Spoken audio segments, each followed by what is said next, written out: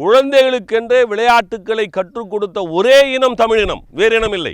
உலகத்திலேயே குழந்தைகளுக்கு நடைபழகுவதற்கு சிறந்தது என்று சொல்லப்பட்ட ஒரு சாதனம் என்று சொன்னால் அது தமிழன் கண்டுபிடித்த சாதனம். அங்கே ஒரு பொம்பரம் இருக்கும், இப்படி வச்சுருவான், வச்சுட்டு நான் அழகாக சுற்றுது பாருங்க. இதாங்க உலகத்திலே சிறந்தது. ஐநா சபையை இதை தான் அங்கீகரிச்சிருக்கான். குழந்தைகளுக்கு நடைபழகுவதற்கு இந்த நடைவண்டியை தான் ஐநா சபையே அங்கீகரிச்சிருக்கு. அல்மா ஹெர்பல் அப்படிங்கிற யூடியூப் சேனலை போய் சப்ஸ்கிரைப் பண்ணி வச்சுக்கோங்க. குழந்தைங்களுக்கு எந்த குழந்தைய நான் தோல் மேலே போட்டு வளர்த்தேன், யூடியூப்பில் வச்சு வளர்த்தேன், மார் மேலே போட்டு வளர்த்தேன்லாம் சொல்லவே முடியாது. எல்லாம் என்ன பண்ணணும்னா ஒரு வீல் சேரில் தள்ளின்னு போகிறேன். உலகத்திலேயே குழந்தைகளுக்கு நடைபழகுவதற்கு சிறந்தது என்று சொல்லப்பட்ட ஒரு சாதனம் என்று சொன்னால் அது தமிழன் கண்டுபிடித்த சாதனம். குழந்தைகளுக்காக இதை பாருங்கள், இந்த நடவண்டி இது இருக்குல்ல, இதுதான். இதை இப்படி வச்சுக்கிட்டு இப்படி தள்ளிட்டு போகிறது, குழந்தைங்க தள்ளிட்டு போகும். இந்த 3 சக்கர அந்த நடவண்டி இருக்குல்ல, மரத்தில் செஞ்சது, இதை தான் நாம் குழந்தைகளுக்கு நடைபழக சொல்லித்தர வேண்டும். நடைபழக சொல்லித்தர வேண்டும். அது இப்படி வச்சுக்கிட்டு தத்தகா புத்தகா தத்தகா புத்தகா தத்தகா புத்தகான்னு இப்படி போகும், கீழே விழும், திரும்ப எழுந்துக்கும். இதாங்க உலகத்திலே சிறந்தது. ஐநா சபையை இதை தான் அங்கீகரிச்சிருக்கான். குழந்தைகளுக்கு நடைபழகுவதற்கு இந்த நடைவண்டியை தான் ஐநா சபையே அங்கீகரிச்சிருக்கு. இதெல்லாம் நம்ம ஆளுங்களுக்கு தெரிய மாட்டேங்குது. வெள்ளைக்காரங்க இதை தான் வாங்கி அவங்க குழந்தைங்களுக்கு பயன்படுத்துகிறான். நம்ம ஆளுங்க வீல் சேரை உட்காந்துன்னு வரான். 80 வயசில் உட்கார வீல் சேரை குழந்தையிலே வீல் சேரில் உட்காந்து தள்ளின்னு வரான். சில இடத்துங்களில் வீட்டில் வேலை செய்கிற அம்மாங்க தான் தள்ளின்னு போகுது, பெற்ற தாய் கூட தள்ளின்னு போகிறதில்ல. அவ்வளோ மோசமாக போச்சு. இப்படி இருந்த நிலைமையெல்லாம் மாறி போயிடுச்சு. இப்படி இருந்த நிலைமையெல்லாம் மாறி போயிடுச்சு. குதிரை வண்டி ஒன்று செய்வாங்க. அந்த குதிரை வண்டியை பார்க்குறீங்களா? இதுதான். இதில் குழந்தை உட்காந்துக்கிட்டு இப்படி பிடிச்சி இப்படி ஆடும். இப்படி ஆடும்போது உட்காந்த இடத்துலையே அது பாட்டு ஆடிக்கிட்டு இருக்கோம். நம்ம பாட்டு வேலை செஞ்சுட்டு இருப்பாங்க அம்மா அப்பாலாம். இந்த குதிரை வண்டி இதுலேயும் மரத்தில் செஞ்சு வச்சுருந்தாங்க. இப்போல்லாம் என்ன பண்ணோன்னா வீலில் ஒன்று போட்டு பிளாஸ்டிக்கில் போட்டு அது சுற்றின்னு திரிகிற மாதிரிலாம் பண்ணிட்டான். இவைகளெல்லாம் மாற்றப்பட வேண்டும். இவைகளெல்லாம் மாற்றப்படும். திரும்ப நம்ம வீடுகளில் குழந்தைகளுக்கு இந்த நடவண்டி இந்த இதெல்லாம் வரணும். சொப்பு சாமான்னு இருந்தது. சொப்பு சாமான்னு சொல்லிட்டு பிள்ளைகளை சமூக அக்கறையோடு சமூகம் ஒரு நாம் என்ன பண்ணுவோம், கல்யாணம் ஆயிடுச்சுன்னா சாப்பாடு எப்படி செய்யணும், சமையல் எப்படி செய்யணும், மாவு எப்படி அரைக்கணும், இப்படிங்கெல்லாம் இருக்குல்ல, அது எல்லாமே சொப்பு மூலமாக, சின்ன சின்ன சொப்புகளின் மூலமாக நமக்கு குழந்தைகளுக்கு கற்றுக் கொடுத்த சமூகம் நம்ம சமூகம். அதெல்லாம் கூட உங்களுக்கு காட்டுற பாருங்களேன். இதெல்லாம் மறந்து போயிடுச்சு. மறந்து போய் அழிச்சுட்டான். மீண்டும் கொஞ்சம் கொஞ்சமாக உயிர் பெற்று வருது. அதையும் பார்ப்போம். இது ஒரு அருமையான விளையாட்டுங்க. சின்ன வயசில் நம்ம விளையாடுற விளையாட்டு.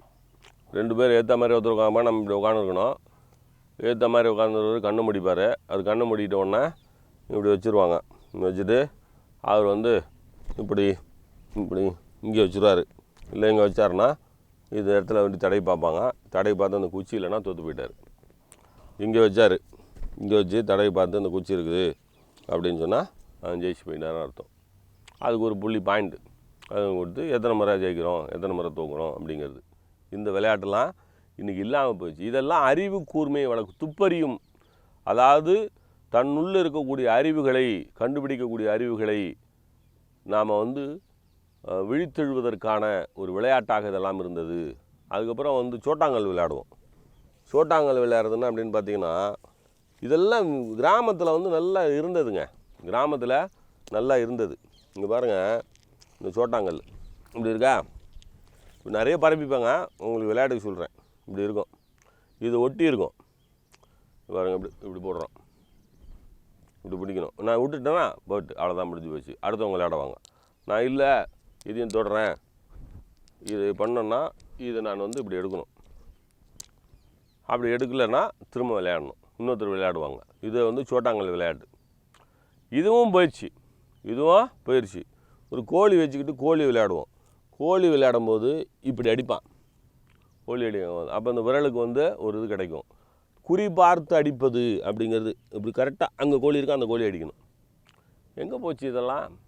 காணாமல் போச்சு, சுத்தமாக காணாமல் போச்சு. நிறைய பொம்மைங்க வீடுகளில் நிறைய பொம்மை இருக்கும். அந்த பொம்மைங்களாம் எடுங்கப்பா.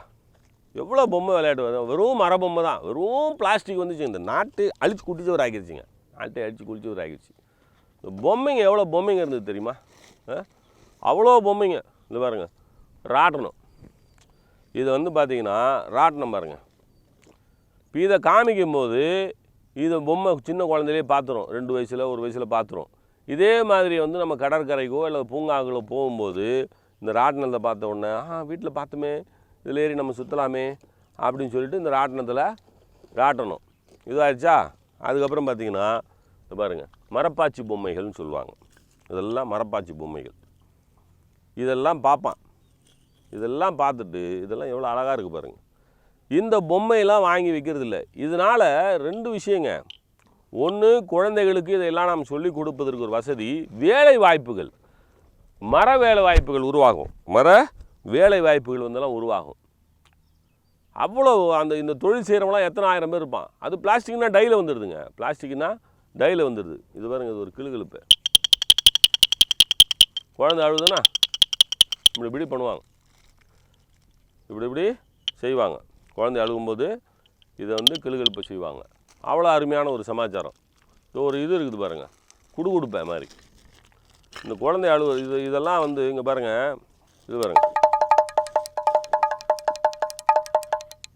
இந்த போகி பண்டிகை வந்துச்சுன்னா அதெல்லாம் வாங்கி கொடுத்துருவாங்க.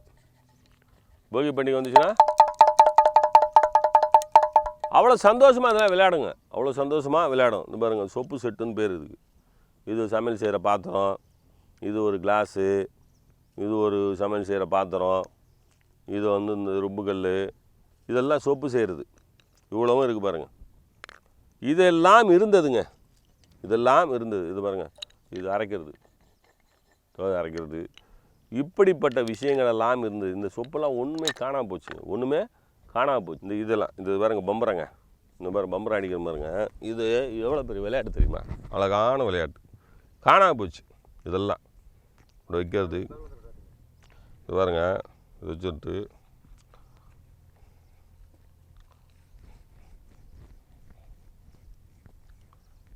அங்கே ஒரு பம்பரம் இருக்கும், இப்படி வச்சுருவான்.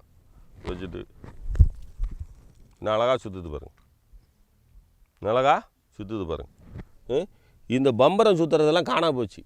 அழகாக இது சுற்றுறதுல வேறு, கையில் வேறு எடுத்து சுற்றுவாங்க. கையில் வேறு அதை வந்து எடுக்கணும், கையில் எடுக்கணும்.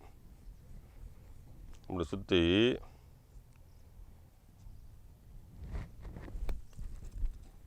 அந்த பம்பரத்தை இப்படி சுற்றும் போது இந்த கைக்கு வேலை செய்யுதா?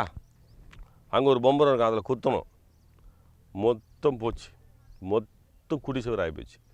மீண்டும் இதை உயிர்த்தெழுக்க வைக்க வேண்டியது தமிழனான நம்முடைய கடமைகள். தமிழர்களுடைய விளையாட்டுக்கள், குழந்தை விளையாட்டுக்கள், இவைகளெல்லாம் குழந்தை விளையாட்டுக்கள்.